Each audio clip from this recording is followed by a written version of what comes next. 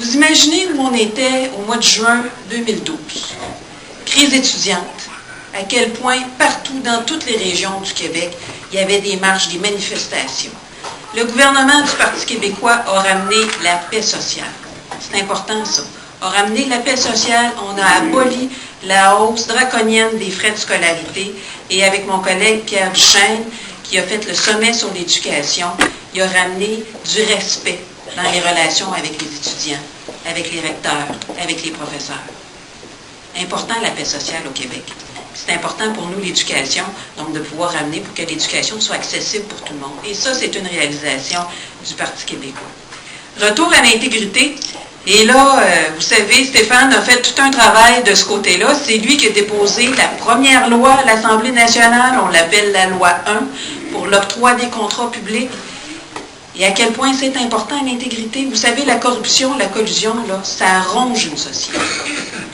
Le Parti libéral a refusé pendant plusieurs années la commission Charbonneau, qu'on a finalement parti. Mais ce n'est pas suffisant, la commission Charbonneau. Il fallait aussi remettre de l'ordre, faire le ménage. C'est pas facile de faire le ménage quand ça fait 9 ans que ça va tout croche. Et ça, c'est le travail de Stéphane Bédard au Conseil du Trésor dans l'octroi des contrats publics. Et moi, j'aimerais ça qu'on lui donne une bonne main de félicitations parce que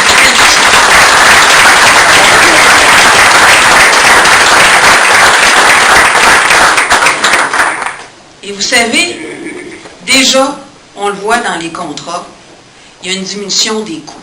Les libéraux, là, ils savaient qu'il y avait de la corruption, ils savaient qu'il y avait de la collusion. Ils mettaient 10 milliards par année en infrastructure publique.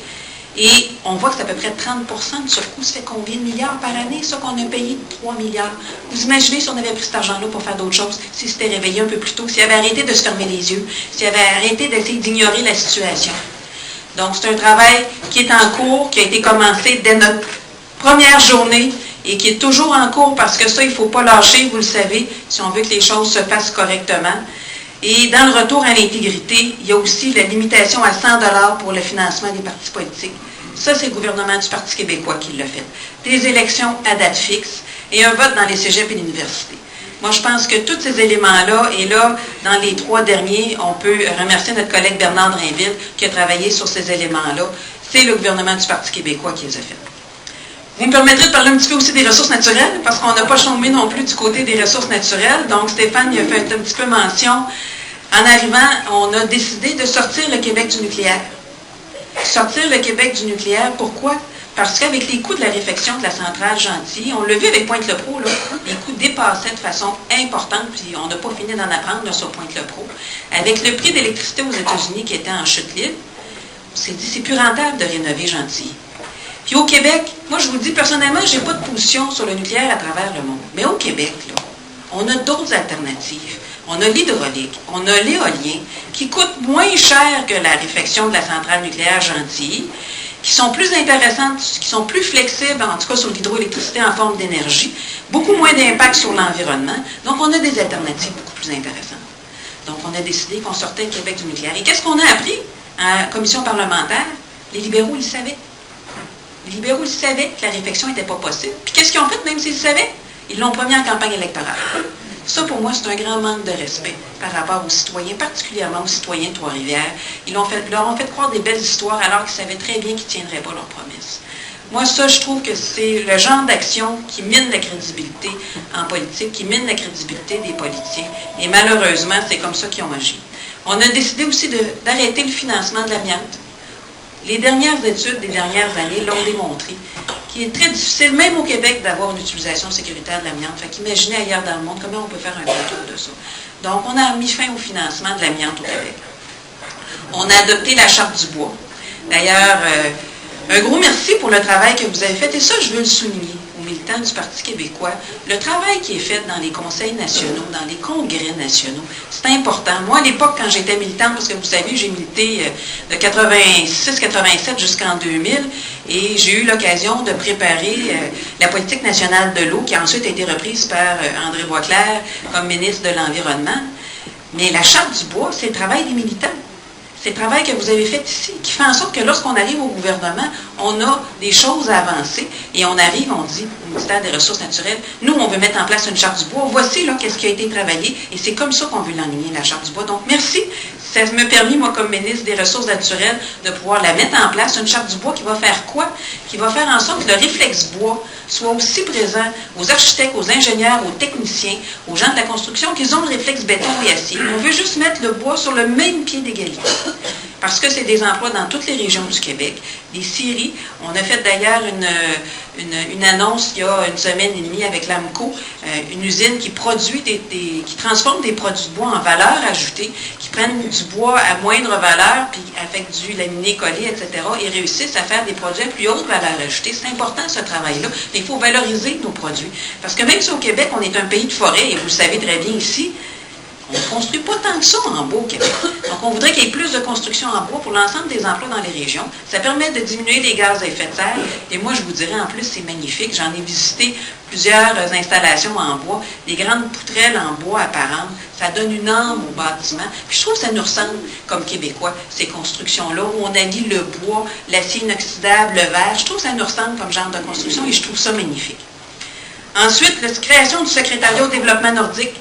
Parce que le développement nordique, là, ça ne date pas des libéraux, là. C'était là avant, puis ça va continuer. C'est en fonction du prix des métaux.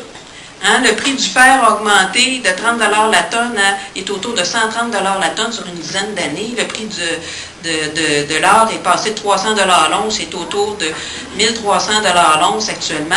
Donc, les projets miniers se font en fonction des prix des métaux. Il y a un contexte mondial. Il y a eu une surchauffe autour de 2011. Les prix ont atteint des plafonds. Tout le monde savait que ça ne resterait pas là. Donc là, on est dans une période de consolidation, mais les projets se poursuivent au Québec. Et nous, on veut faire en sorte que ces projets-là se fassent dans le respect de l'environnement, se fassent en dialogue avec les communautés, mais surtout avec des retombées économiques pour l'ensemble des Québécois et des Québécoises. Et c'est comme ça qu'on a renégocié le contrat de Stornoway, contrat pour la route des Monts-Atiches. Donc, je pense que Stéphane a contribué de façon importante dans cette négociation-là. À peine un mois après être arrivé, là. Il faut se rendre compte de ça. Là. Ça faisait même pas un mois qu'on était là, qu'on était en train de renégocier le contrat. Et on a économisé 125 millions par ce seul contrat-là, 125 millions à l'ensemble des Québécois et des Québécoises. Et ça a permis à la mine de faire sa route dans les délais, parce qu'il y avait tellement de dépassements de coûts, de dépassements de délais, que là, ça mettait en péril leur projet. Ils ont été capables de respecter leurs délais. Et là, depuis le début septembre, la première voiture a pris la route des Monts-Atiches, qui est construite avec des ponts en bois, construits de chantier chez Chibougamau. Ils ont maximisé les retombées économiques locales. Donc, nous, c'est comme ça qu'on veut travailler avec le secrétariat au développement nordique, complètement différent de ce qu'avait prévu le Parti libéral. Le Parti libéral, qu'est-ce qu'ils voulaient, eux autres? La Société du Plan Nord. Qu'est-ce qu'elle faisait, cette société-là? Une société complètement à part de toutes les règles gouvernementales d'octroi de contrat, qui allait gérer des milliards de contrats de construction. Ça vous sonne-tu des cloches, une affaire de même? Hein? Nous autres, on a dit non, il n'y en a pas question. Il n'y en est pas question qu'on fasse une société à part qui va gérer en dehors de toutes les règles du gouvernement des contrats, alors qu'on sait tous les problèmes qu'il y a en construction, corruption, collusion. Non, non. On va premièrement resserrer les règles du gouvernement, puis Stéphane est là pour ça. Puis quand on va les resserrer, on va s'assurer des appliquer. Donc le secrétariat, lui, son rôle, ça va être de faire la coordination entre les différents ministères pour le développement nordique des communautés. Le développement économique, mais le développement social aussi, puis le respect de l'environnement. Parce que le Nord, c'est pas juste des mines. C'est du monde aussi dans le Nord. Et nous, on veut s'occuper aussi du monde qui sont dans le Nord. Nouveau projet de loi sur les mines. On est en étude actuellement. Qu'est-ce qu'on veut avec ce nouveau projet de loi-là? Plus de transformation.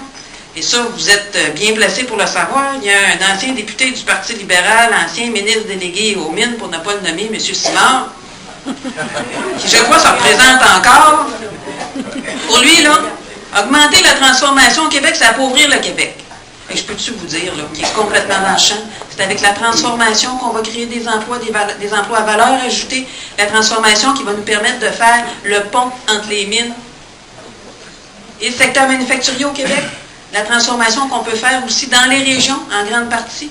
Vous savez que vous en faites ici de la transformation, mais on peut en faire plus, et c'est ça qu'on veut pousser. Et un développement minier qui va être plus respectueux de l'environnement, puis en dialogue avec les communautés, maximiser les retombées économiques locales et régionales. Ensuite, la politique de souveraineté alimentaire par mon collègue François Gendron. C'est important. On en produit ici, donc acheter localement. Je pense que ça a de l'avenir. Puis vous en avez des serres, j'ai fait des annonces ici au Lac-Saint-Jean. Vous en avez des serres qui prennent des ententes avec des magasins au niveau local, des chaînes d'alimentation. Et ça, c'est ça qu'on veut favoriser, que de plus en plus nos chaînes d'alimentation vendent de plus en plus québécois. Les garderies. te rappelleras le scandale des garderies, comment les contrats étaient octroyés, même à des anciens entrepreneurs d'abatteurs bovins, ça n'a pas de bon sens. Nous autres, on a remis de l'ordre, puis on a promis, puis on est en train de réaliser 28 000 nouvelles places en garderie avec la création d'un guichet unique pour savoir exactement où sont les besoins. Parce qu'actuellement, les compilations, c'était pas clair où est-ce qu'ils sont les besoins. Un guichet unique. Parce qu'on pense que c'est important, puis ça, c'est Pauline Marois qui a amené ça, toute la question des services de garde, des CPE. On sait à quel point ça a changé. Moi, mes enfants sont un peu plus grands, j'ai vécu la transition, et je peux vous dire, ça fait toute une différence, les CPE. Et les enfants ont plus de socialisation, sont stimulés intellectuellement, ça l'aide au décrochage scolaire pour plus tard, parce qu'on fait de la prévention. Donc, nous, on y croit de façon importante, 28 000 places, et un investissement de 110 millions dans les soins à domicile. Il y en a d'autres, c'est toujours injuste quand on fait une liste, il y en a d'autres, mais c'était pour vous dire un peu tout ce qu'on a réalisé. Et se rendre compte ensemble de toute l'action qu'on a faite depuis 1 an. Et moi, je peux vous dire, moi, je suis fière du gouvernement du Parti québécois. Et vous pouvez être fiers de ce qui a été réalisé par les députés, par les ministres ici du Saguenay-Lac-Saint-Jean, parce que c'est tout un travail qu'on a abattu la première année. On avait tout un redressement à faire dans la gestion des finances de l'État, de l'octroi des contrats. On a fait tout un ménage, puis en faisant ce ménage-là, on a aussi amené des nouvelles idées, puis fait des améliorations. Mais il nous reste...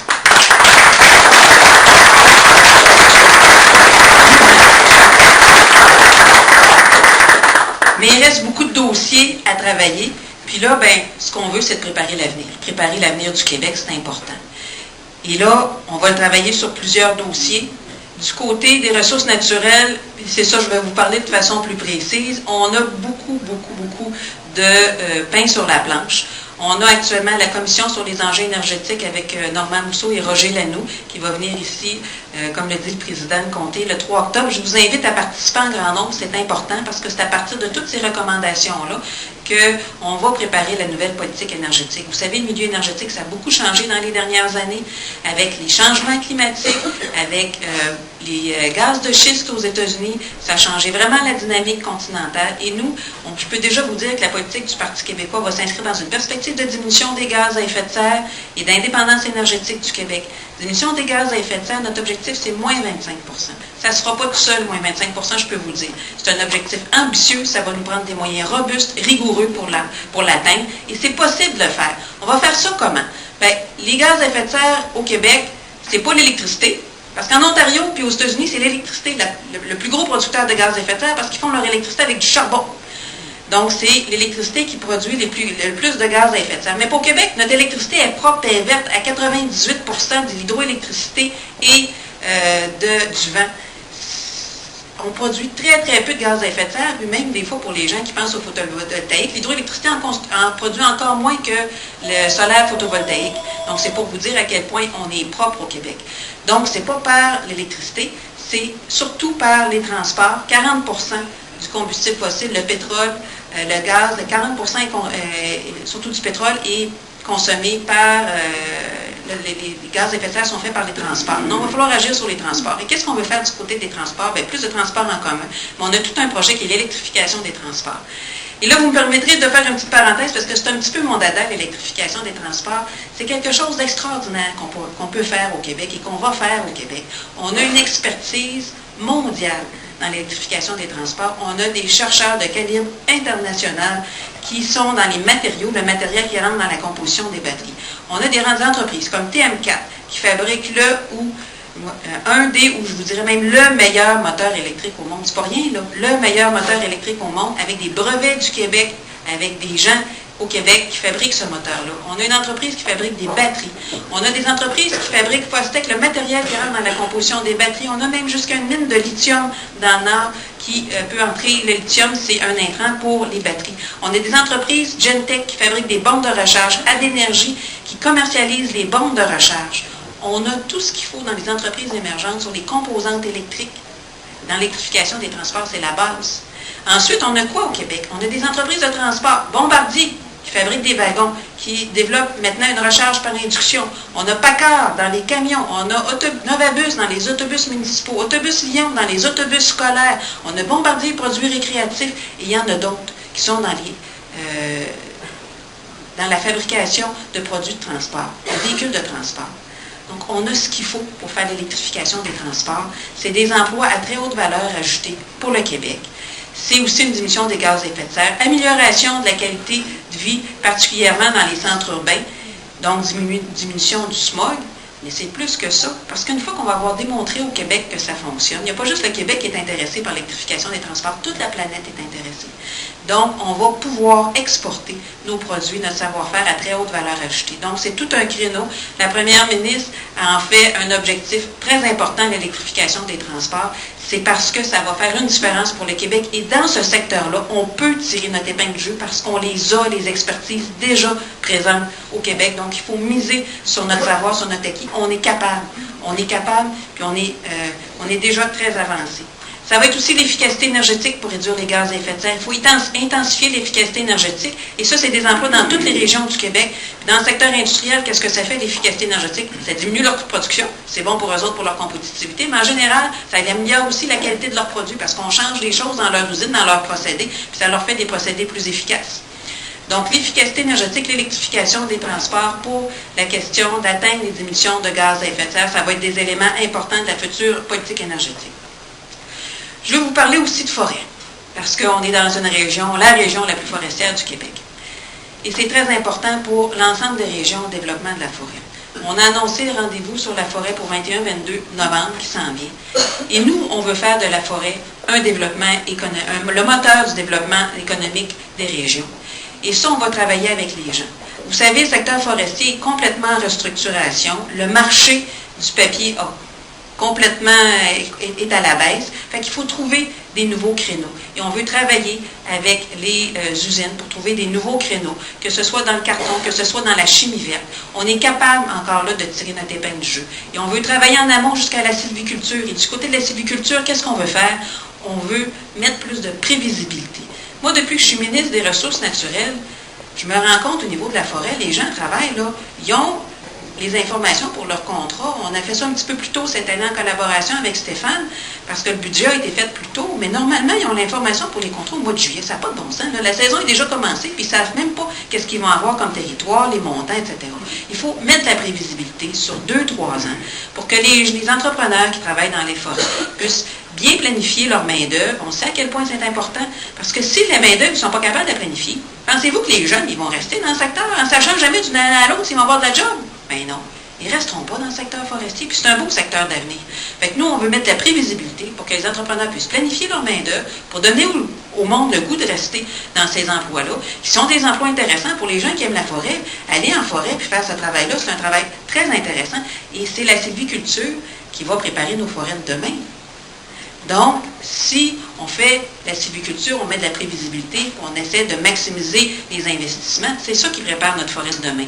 Et c'est dans ce sens-là qu'on va travailler avec les différents intervenants de la région. Et ici, vous êtes gâtés, puis on est chanceux de vous avoir, parce que vous en avez des intervenants en région qui connaissent ça.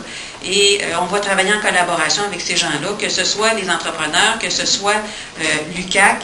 On va travailler avec les intervenants de la région pour faire avancer tant les dossiers, je vous dirais, en amont de la préparation de la sylviculture, que les dossiers qui sont plus reliés à l'industrie. Et au niveau de l'industrie, moi, je veux aussi amener plus d'efficacité. Parce que les scieries, là, on a, s'il y a du monde du milieu un peu, là, on a un problème un peu de copeaux au Québec. Hein, parce que les copeaux étaient utilisés avant ça par les pâtes et papiers. Moins de pâtes et papiers, il reste des copeaux, mais les scieries ne peuvent pas être rentables s'ils ne vendent pas leurs copeaux. Donc, ce qu'il faut faire, c'est diminuer les copeaux. Il y a deux façons. Ou on a d'autres usines qui utilisent les copeaux, ou on s'organise pour que les scieries soient plus efficaces et qu'ils produisent un peu moins de copeaux. Donc, on va travailler sur les deux volets et avoir plus d'utilisation pour les copeaux, mais aussi être plus efficace au niveau des scieries pour que chaque arbre produise le bois qui est le plus de valeur ajoutée, donc des produits de bois d'ingénierie, etc. Donc, voilà pour la forêt. Beaucoup de travail encore reste à faire. Je vous dirais, il reste encore beaucoup de secteurs à couvrir. J'ai mon chef de cabinet adjoint qui me disait tantôt, il reste 5 minutes, puis je pense que je les ai déjà pas mal dépassés. Fait que je pourrais vous parler de plein d'autres sujets, du pétrole, de l'éolien. Peut-être que je pourrais les prendre en période de questions. Donc, à ce moment-là, ça me permettra d'y aller en fonction de vos intérêts. Et j'ouvrirai peut-être pour une période de questions, si ça vous convient, sur l'ensemble des sujets qui vous intéressent.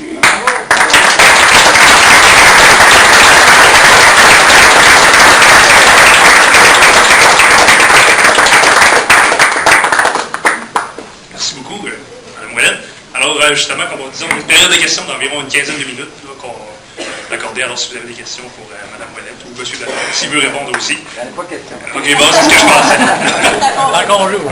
Alors, à votre aise. Oui. Mme Louise. Vous avez justement ouvert ma question. Je voudrais que vous parliez du pétrole. Parce que quand on veut parler d'énergie, on veut être souverain au niveau du pétrole, aller chercher le pétrole des gaz de schiste, des sables bitumineux. J'ai de la misère avec ça. OK. Donc, le pétrole, il y a plusieurs morceaux dans le pétrole. Peut-être commencer. Oui, c'est ça. Donc, peut-être commencer par vous dire, on consomme pour 14 milliards de pétrole par année au Québec, qu'on achète en importation, actuellement principalement de la mer du Nord, de l'Afrique du Nord et de l'Amérique du Sud. Même si on se donne un objectif de moins 25 des gaz à effet de serre, puis grosso modo, on peut l'appliquer moins 25 du pétrole, là, parce que le pétrole va être un gros morceau, on va encore consommer au-dessus de 10 milliards de pétrole par année. Donc, on a deux choix. Ou on continue à l'importer, là, je vous parlerai des pipelines après, ou on décide de l'exploiter. Nous, ce qu'on dit, c'est qu'il peut y avoir un intérêt économique pour le Québec à exploiter son propre pétrole. La Norvège, là, c'est créer des fonds. On n'a pas les mêmes gisements que la Norvège, hein, je ne vous ferai pas d'illusions, là. On n'a pas les mêmes gisements que la Norvège, mais quand même, on a 3 gisements actuellement potentiels au Québec. On a Old Harry. On parlait un petit peu d'Old Harry. Old Harry, c'est un gisement là, qui est évalué, mais c'est très, très préliminaire, là, parce qu'il n'y a pas eu encore de forage, qui est évalué actuellement, des revenus qui varient entre 300 et 500 milliards pour ce gisement-là. Bon, Old Harry, c'est une exploitation en mer.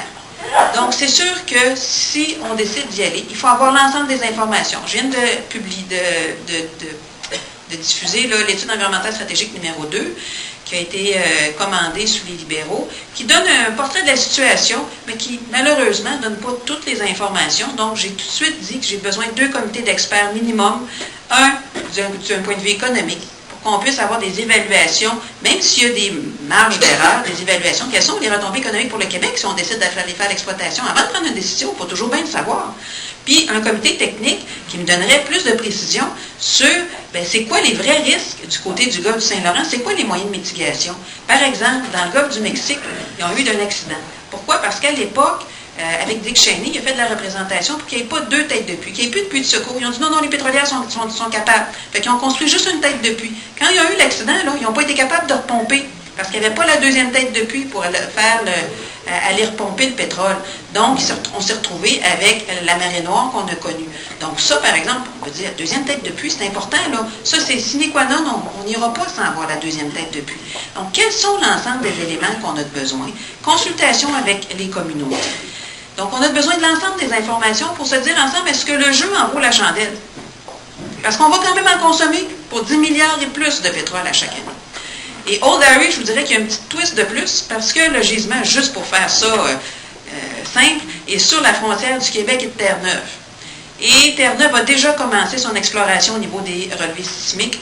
L'entreprise qui est là a les permis pour le forage, n'a pas encore commencé, mais a les permis pour le forage. Parce que ce qui est important dans le cas d'Old Harry, c'est qu'on s'organise pour prendre nos propres décisions avant d'être mis devant les faits accomplis. Il faut travailler ça avec le fédéral parce que c'est un territoire de juridiction, compétence fédérale-provinciale. Le jour où on sera souverain, ça sera réglé, mais en attendant, ça fait une complication de plus. Donc, ça, je vous dirais, c'est pour Old Harry. L'île d'Anticosti, c'est différent, c'est du pétrole sur Terre. Il semblerait que ce soit du pétrole de schiste, mais on n'a pas encore complètement l'information. Donc, le pourcentage de récupération est beaucoup plus faible, entre 2 et 5 %, mais il y en aurait quand même pour autour de 200 milliards sur l'île d'Anticosti selon les évaluations préliminaires. Fait qu'encore là, il faut avoir l'ensemble des informations, les retombées économiques, quels sont les impacts environnementaux potentiels, quels sont les moyens de mitigation, pour que là encore on puisse prendre une décision éclairée. Et le dernier gisement est beaucoup plus petit, c'est en Gaspésie. Donc c'est important de se documenter, de se donner une expertise au Québec qu'on n'a pas encore tout à fait, il faut se l'avouer, là, qu'on n'a pas encore tout à fait du côté du pétrole. Et nous, on se dit, avec cette consommation-là qu'on a, même si on veut la diminuer, et on va la diminuer, on continue, que ça ne se fera pas du jour au lendemain. Donc, il faut regarder ces projets-là. Les pipelines, c'est une autre chose. Il y a 2, je m'excuse, c'est un peu long, là, mais c'est parce que c'est un peu compliqué, ces sujets-là. Fait que, si je ne vais pas dans le détail un petit peu, c'est pas assez précis. Donc, les pipelines, il y a 2 projets de pipelines. Il y a le projet qui est déjà déposé à l'Office national de l'énergie d'Enbridge. Enbridge, c'est un projet d'inversion d'un pipeline existant et c'est pour le marché québécois. Le marché québécois consomme, le marché québécois, c'est qui? Il y a deux entreprises, Suncor à Montréal et Ultramar à Québec, qui consomment pour environ 400 000 barils par jour. Enbridge en apporterait 300 000 barils. Okay? Donc, c'est essentiellement pour le marché québécois. TCPL, qui est le deuxième projet, n'a pas encore été déposé officiellement. TCPL, c'est de la nouvelle construction au Québec. Pour un grand bout jusqu'à Lévis, c'est dans des emprises existantes de pipeline qu'elles ont déjà. Mais après Lévis jusqu'au Nouveau-Brunswick, c'est sur des nouveaux territoires. Et c'est 1,1 million de barils par jour. Donc, vous comprenez que si Enbridge s'est réalisé, c'est plus pour le marché québécois, c'est pour un marché à l'extérieur du Québec et c'est pour de l'exportation. Parce que l'Alberta est un peu pris avec son pétrole, il faut qu'il sorte en quelque part. Et là, il ne sort pas par la Colombie-Britannique. Par le sud, Keystone, il y a de l'incertitude. Obama a dit oui, mais. Et nous, ce qu'on dit sur les projets de pipeline, et le premier qui est à l'étude, on dit oui, il y a un intérêt pour Suncor puis Ultramar. C'est une économie en moyenne de 20 $ le baril. Sur un prix de 100 $, ça paraît pas mal. Une économie de 20 $ le baril. Fait que c'est sûr que pour les deux raffineries puis toute la pétrochimie à Montréal, il y a un intérêt certain. Mais on veut connaître c'est quoi l'intérêt économique pour l'ensemble des Québécois. C'est quoi les risques au niveau de la maintenance des tuyaux, là, parce que les tuyaux, si on fait de l'inversion, sont vieux. C'est quoi qu'est-ce qu'ils vont faire comme réparation? C'est quoi le contrôle? C'est quoi la maintenance qui va nous garantir de minimiser les risques? Parce qu'il y en a des risques d'accident. Et on veut s'assurer, on a quand même une préoccupation quant à la provenance du pétrole. Ils disent qu'au début, ça va être surtout de sources conventionnelles, parce que du pétrole conventionnel, là, en Alberta, mais éventuellement, ça va être aussi du pétrole non conventionnel qui va provenir des sables bitumineux, qui émettent beaucoup plus de gaz à effet de serre que les sables bitumineux. Donc, nous, on s'est dit, qu'est-ce qu'on pourrait faire au Québec pour avoir une compensation pour les gaz à effet de serre qui sont émis en surplus? Et face à ça, on a une position semblable, je vous dirais, à M. Obama, qui a dit son oui, mais, là, son mais, c'est relié au gaz à effet de serre. Et on a la même préoccupation. Comment on va avoir les moyens de compensation au Québec pour l'augmentation des gaz à effet de serre faite à partir des sables bitumineux? Sur le projet de TCPL, c'est un peu différent parce que là, les impacts sont encore plus grands au niveau de la construction et parce que c'est pas pour le marché québécois. Donc là, les retombées pour le Québec, en tout cas, si Enbridge est réalisé, c'est pas évident là, quel genre de retombées il va y avoir pour le Québec. Donc, les deux projets doivent être étudiés, même si ces deux projets de pipeline sont quand même assez différents et chacun doit être étudié spécifiquement. Et là, il y a mon collègue de l'environnement là, qui, dans les prochaines semaines, devrait annoncer le forum de consultation pour le Québec, parce que l'Office national de l'énergie qui fait ces consultations, on n'est pas à l'aise avec ce forum-là. On veut un forum au Québec qui va faire l'ensemble le tour de la question. Et comme c'est une question de juridiction fédérale, toujours un peu compliqué quand on arrive pour dire, nous autres, on veut faire des consultations sur un projet de juridiction fédérale. On sait ensemble, nous autres, un jour, on va régler ça, là, puis j'espère que ça va être bientôt, là. Mais là, pour l'instant, on est pris avec ça. Et donc, j'ai mon collègue là, du côté de l'environnement là, qui va faire des annonces concernant les forums de consultation qu'on va avoir pour Enbridge. TCPL, comme le projet n'est pas complètement déposé, on a une bonne idée à quoi il va ressembler, là, mais il n'est pas déposé officiellement. Ça viendra dans un deuxième temps.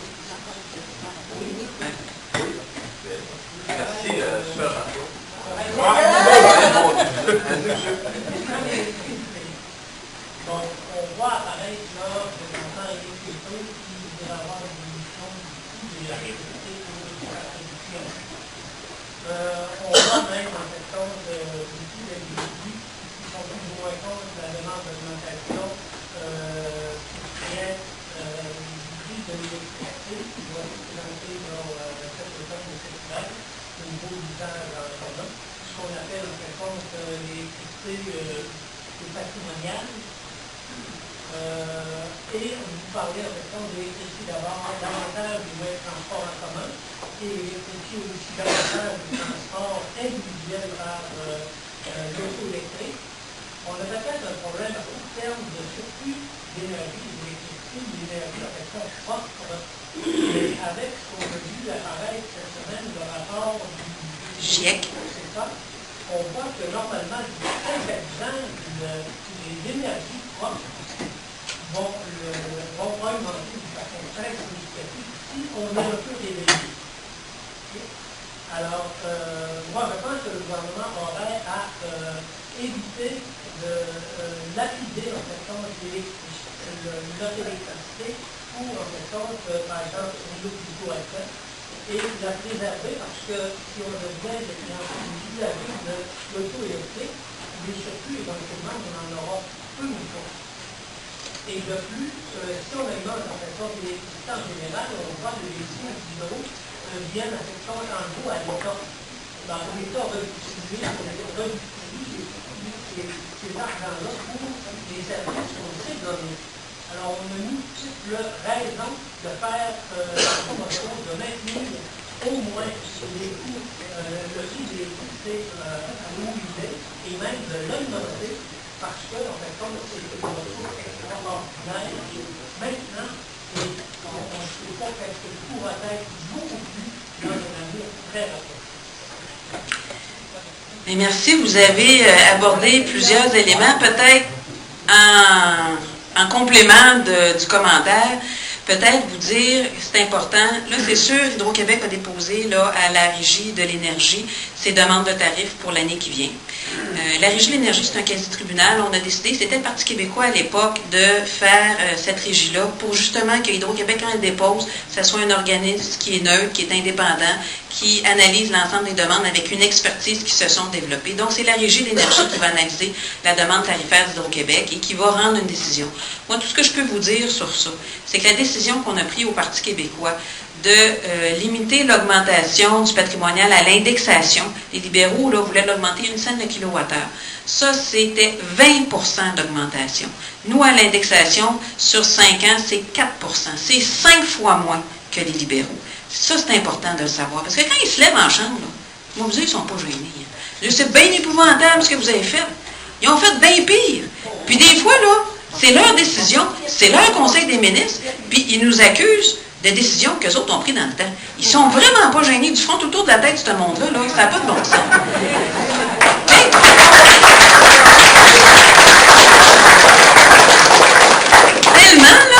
Tellement que mon collègue, ministre des Finances, Nicolas Marceau, il dit franchement, il dit, vous accusez votre propre turpitude.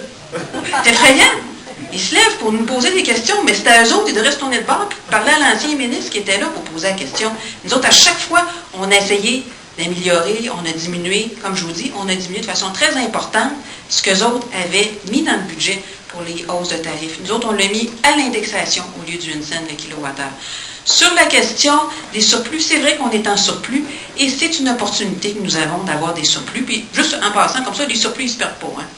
Donc, ils s'accumulent dans les barrages. Là. On perd pas d'argent, c'est juste pour qu'on se le dise. Mais il faut l'utiliser comme opportunité. Oui, pour l'électrification des transports, mais on peut aussi l'utiliser, c'est ce qu'on va regarder, pour essayer de dire, on va faire avec des nouvelles usines, la transformation au Québec, le secteur manufacturier. Donc, je peux vous dire que du côté des aluminaux, on n'en est pas là pour l'instant.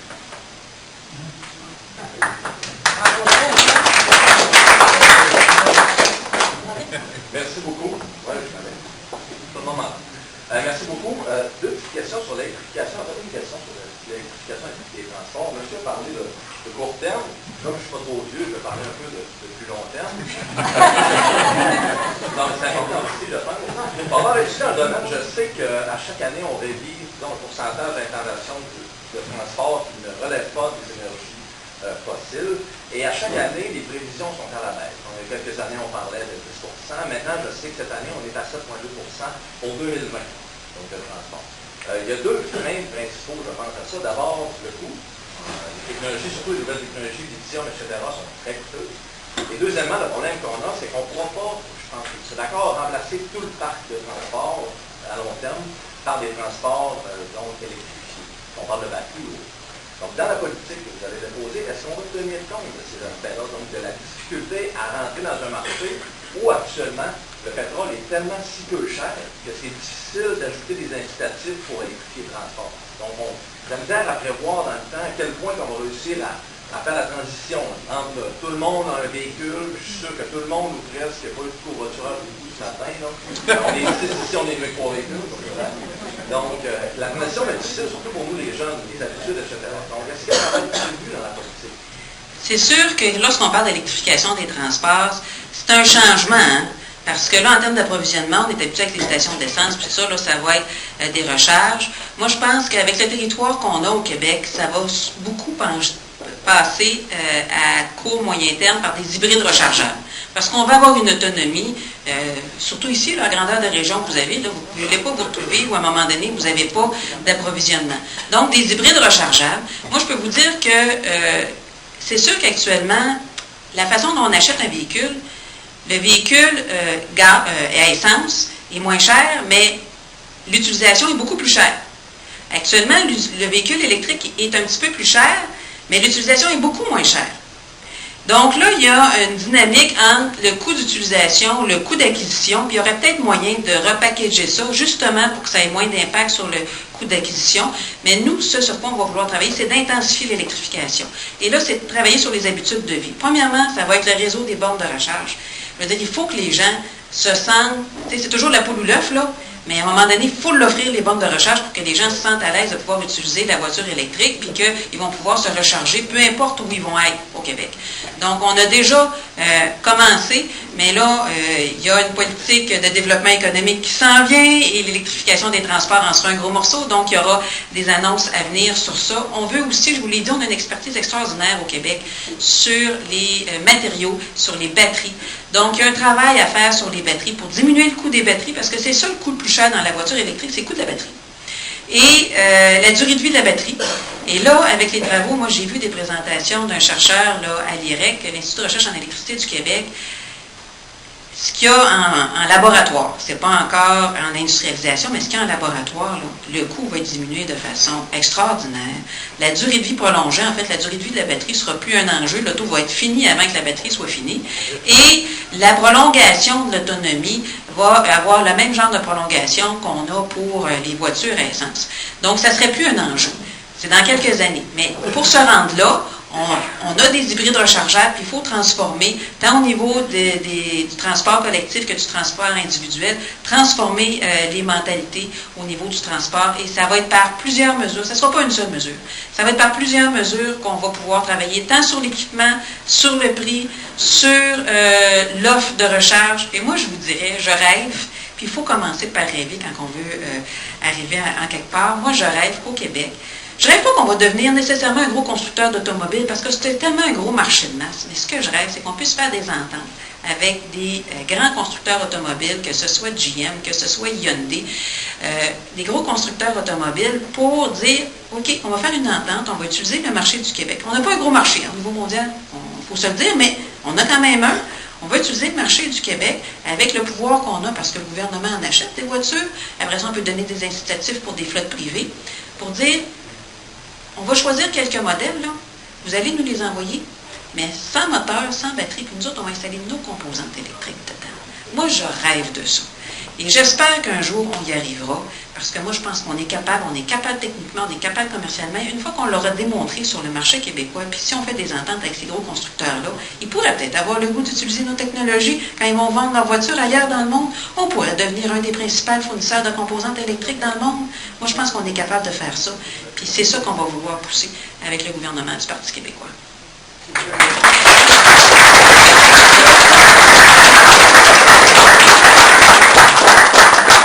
Avant de terminer, je ne peux pas m'empêcher, fait que j'essaie de voir s'il y avait d'autres questions, mais je ne peux pas m'empêcher. Une autre, OK. Moi, je voudrais vous dire bravo d'avoir eu le courage de me livrer à l'île de Chantilly. Alors, je n'ai pas beaucoup.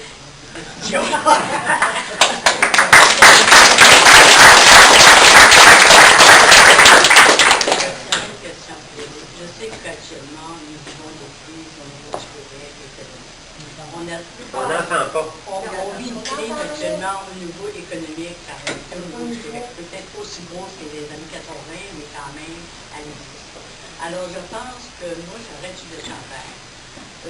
Voir que le Québec, vu qu'on va avoir notre indépendance, qu'on essaie de conserver dans nos régions le côté économique.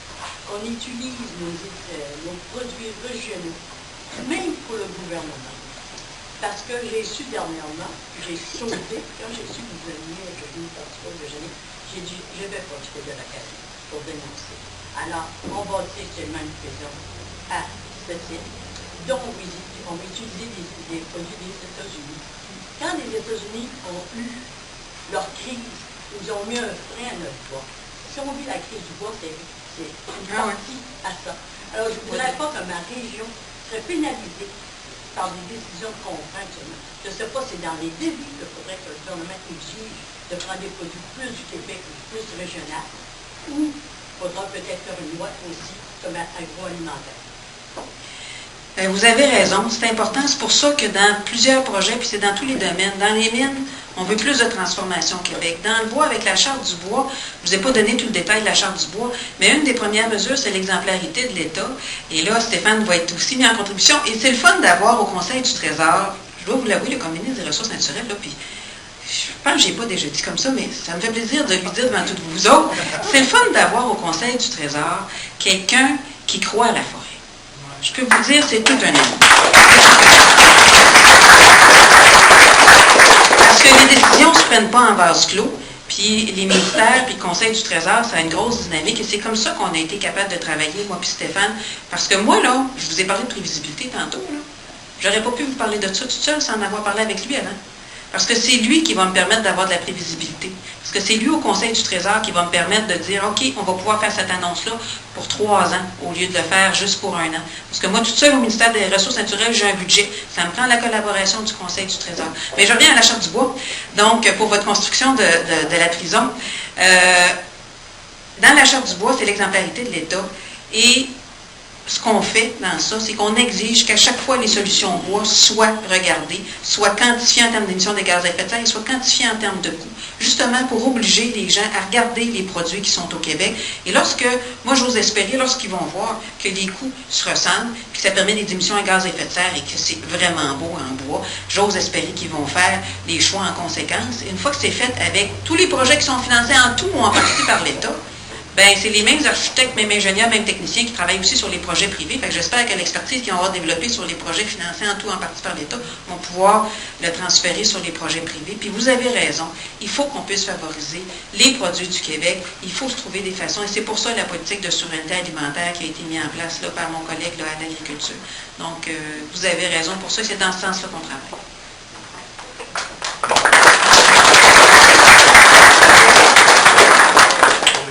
Juste avant de terminer, par exemple, je prenais la dernière question. C'est important. Je vais juste vous prendre 2-3 petites minutes parce que je l'ai mentionné sur certains dossiers, les pipelines, sur Dairy. Moi, j'ai hâte toujours à être indépendant. J'ai vraiment hâte, puis je dois vous avouer, ça commence à être de plus en plus urgent. Moi, les dossiers environnementaux, je les suis depuis 25 ans. Et je peux vous dire que sur la scène internationale, là, c'est qui nous représente actuellement? C'est Harper.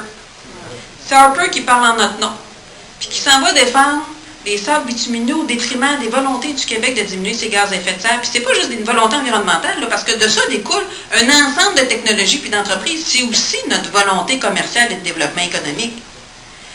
Et tant qu'on ne sera pas indépendant, là, on n'aura pas notre propre voix dans les forums internationaux. Pour ça, il faut être un pays. Moi, je suis allée à Cancun accompagner le gouvernement fédéral. On est dans ce qu'on appelle les sideshows. Mais les sideshows, ça ne décide pas grand-chose, je peux vous dire. Même si Charest, à l'époque, s'en satisfaisait et se pétait les bretelles avec ça, là, ça décide de rien pendant toutes les sideshows. C'est dans le forum formel que les décisions se prennent. Et là, c'est Harper qui nous représente. Et ils prennent des décisions qui vont à l'encontre de nos intérêts, que ce soit au niveau environnemental, que ce soit au niveau de l'énergie. Quand ils ont décidé de financer la ligne hydroélectrique de Terre-Neuve, là, ils n'ont jamais mis une scène dans Hydro-Québec. Là, ils leur financent à coups de milliards une ligne électrique qui va venir concurrencer l'énergie du Québec aux États-Unis. Non, mais c'est pas ça, ces affaires-là. Quand ils ont décidé de faire les contrats au niveau des bateaux, puis qu'ils ont envoyé ça à Halifax, puis qu'ils ont envoyé ça, surtout à Halifax, puis un petit peu en Colombie-Britannique, avec rien pour Lévis. On en a une entreprise au Québec, rien pour Lévis. Des milliards, là, des dizaines de milliards dans les bateaux, ça n'a pas de bon sens. Quand ils décident de changer au niveau des jeunes, les interventions, puis des envoyés en prison au lieu des envoyés en rééducation, ça ne nous ressemble pas, ça. Nous, on veut de la culture, on ne veut pas des portraits de la reine. On veut investir dans des... Hein? On veut investir dans la culture